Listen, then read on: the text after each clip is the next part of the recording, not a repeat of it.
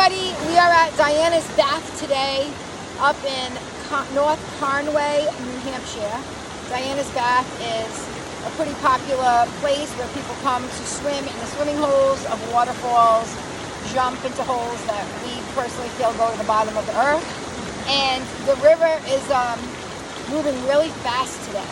But if you're ever up in North Conway, this is definitely a must-see. It's a 0.6 mile walk in and walk out.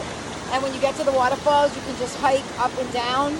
And it's just beautiful. Boulders, granite, waterfalls, swimming holes, all the way up. It's absolutely gorgeous.